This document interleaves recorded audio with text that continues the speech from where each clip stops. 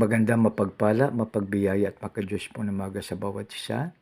Ang pagpapala nawa ng ating Panginoon ay sumasa atin lahat. Ayun po ay 6:12 na po. Bali February 16, 2025, araw po ng linggo. Mga kaibigan, dito na po tayo sa mga awit 71. So, aki pong babasahin ang verse 1. Sa iyo lang, Panginoon, lubos akong nananalig. Huwag mo akong pabayaang mapahiya at malupig. Purihin nawa ang Diyos sa pagbasa ng kanyang salita. Tayo po'y manalangin. Panginoon, maraming salamat po sa iyong pagbantay po sa amin kagabi na kami, O Lord, ay muling nakabangon dahil inalalayan mo po kami. Lord, maraming salamat. Sa aming dakilang Ama, ang Diyos ni Abam, isa katakob, dinadalain po namin ito sa matamis na pangalan. Yung anak niya si Jesus, namin pa yung tagapagligtas. Lahat po ay magsabi ng Amen and Amen. So ngayon mga kaibigan, ito po sa mga awit 71. Ito po mga kaibigan ay panalangin ng ating salmista. Sa iyo lang, Panginoon, lubos akong nananalig. So dito mga kaibigan, ang full trust talaga po natin ay dapat sa ating Panginoon. No? Siyempre gawin natin yung ating lahat na makakaya. Gawin natin ang ating tungkulin. Sa ating tungkulin sa Diyos, sa ating bayan, sa ating kapwa, of course, sa ating sarili. No? Huwag natin kalimutan yung ating sarili. So, dito mga kaibigan siya ngayon dahil sa mayroong isang hinahangaan ako isang tao, isang director siya sa isang school. No? So, ngayon, grabe yung kanyang overtime. Grabe mag-overtime. Nakikita ko mismo, no? Yung sa gabi, ano oras siya umuwi. No? So, ngayon, nagkaroon siya ng sakit. Nagpa-check up siya ngayon. So, pinagalitan po siya ng doktor. Sabi niya, pinapabayaan mo yung sarili mo. Dahil sa dami ng trabaho, no, na kalimutan minsan yung mga pagkain. No? So, dahil tayong mga Pilipino po ay ating kumakain tayo ng o kaya coffee tayo o kaya pandesal o kaya kakanin sa probinsya kamuti, no? Kamuti, saging, yun ang inaano natin sa umaga. So, biro yan saging, o kaya kamuti, o kung ano pa man ang mga root crops, no? So, yun po ang ating ginagawa, no? O kaya, dito sa Metro Manila, siyempre, kanin, kung ano pa man. Tapos, pagdating naman ng 10 o'clock in the morning, may snacks tayo. Sa mga schools, mayroong break, o kaya sa opisina, may break talaga, no? Snacks break, no? Tapos sa tanghali naman 12 tayo kumakain kasi kung empleyado po ay 12 to 1 ang vacant natin. So ibig sabihin kakain tayo doon sa time na yun. O kaya dahil ngayon ay noon break, no? So parang hati, no? Halimbawa 12 to 12:30 isang group. Tapos 12:30 to 1 isang group naman, no? Tapos iba mayroon pang mga nap yan, nag-napping, no? Kaya tinatawag natin na powerful nap, no? So yan. Tapos sa gabi naman, siyempre 6 tayo.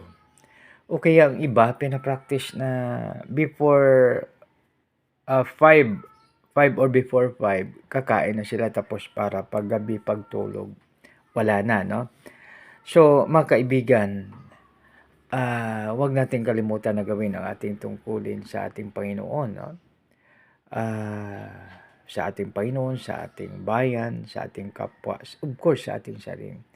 Sa iyo lang, Panginoon, lubos akong nananalig, no? So, ang full trust natin ay ang sa ating Panginoon. Huwag mo akong pabayaang mapahiya at malupig, no? So, dito sa mapahiya at malupig, minsan, sa ating ginagawa natin ating tungkulin sa ating Panginoon, sa ating bayan, at sa ating kapwa, at sa kalimutan natin minsan ang ating sarili, no? So, ang dahilan po ng sakit, no, ay Dahilan po ng sakit, mga kaibigan, ay tinatawag natin na violation of the law of nature. Subalit alalahanin natin na mayroong wonderful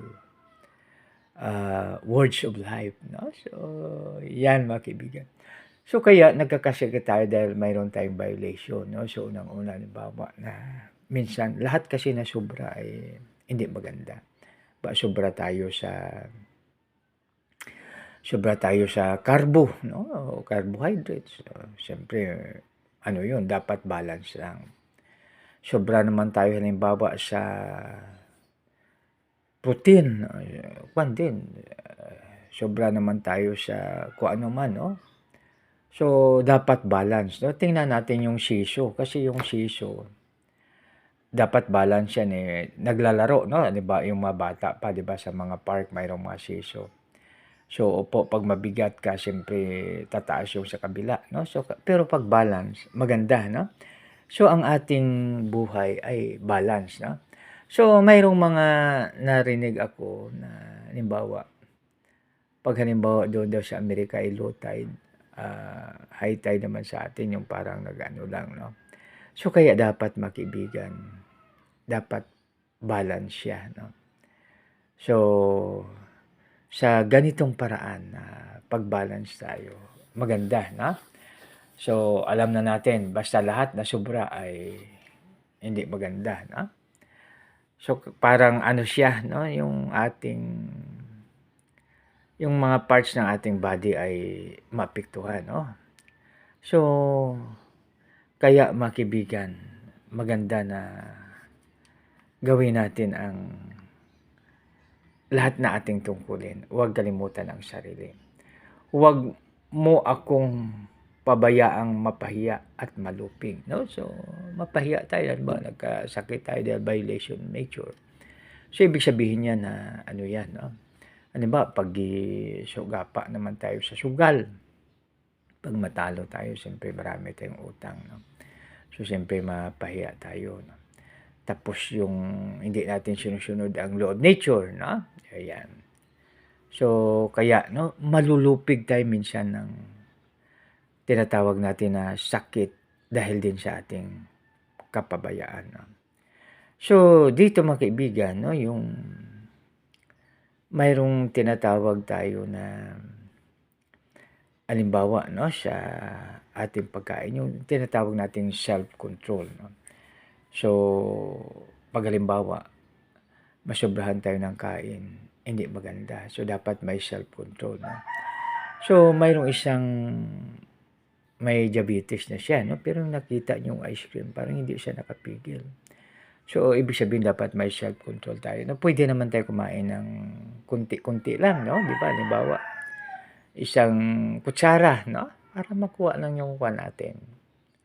So, balit mayroon akong kakilala na mayroon siyang kasama, no? So, pag halimbawa na pupunta sa party tapos may lechon, sabi niya, "Sir, kunti lang kainin mo lechon, ha?" So, yan, nagpapaala sa atin.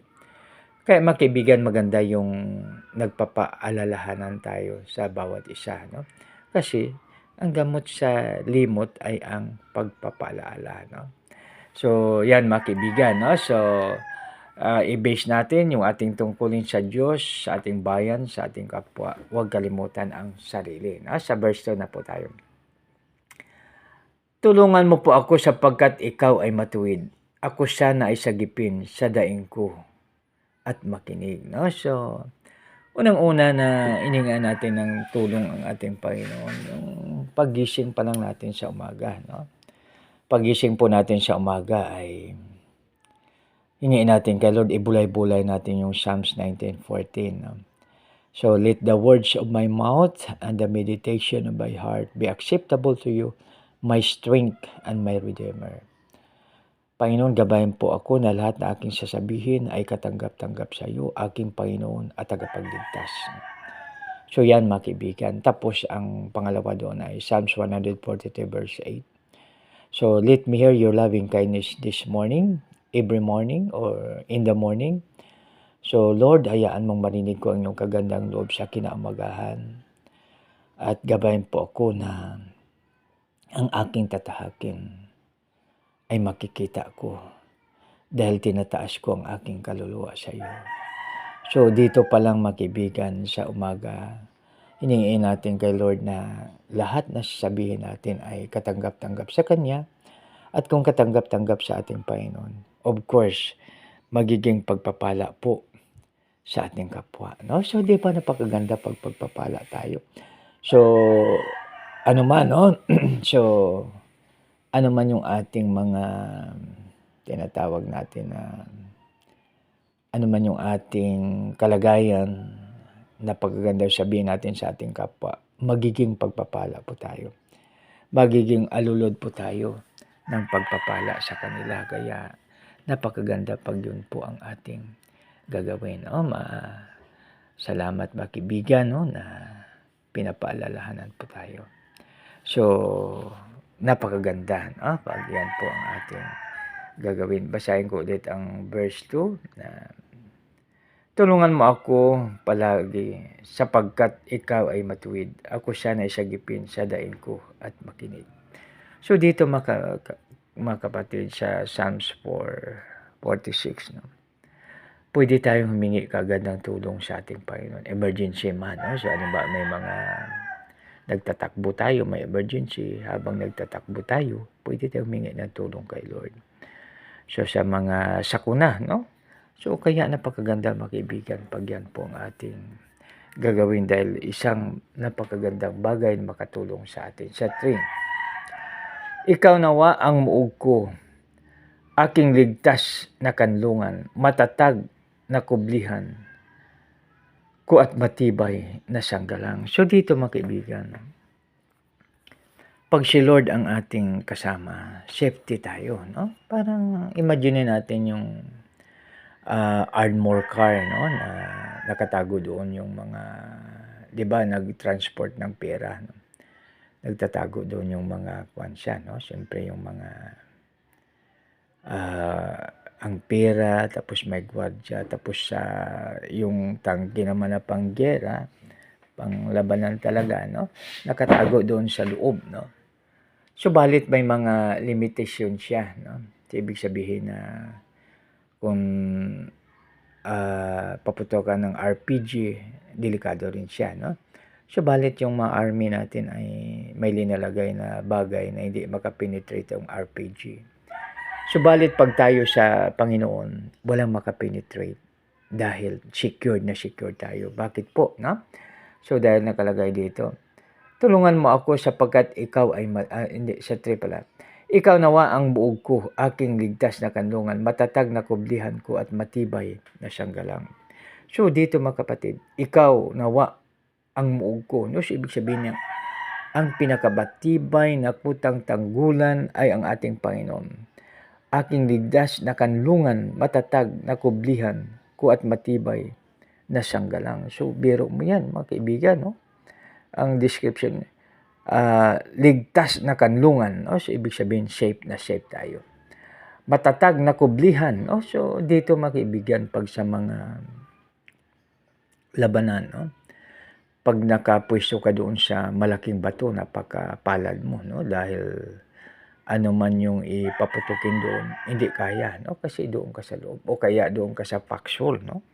Kahit anong na putok, baliwala, no? Dahil napakaganda yung pwesto, no? Ganyan pag tayo ay sa ating Panginoon.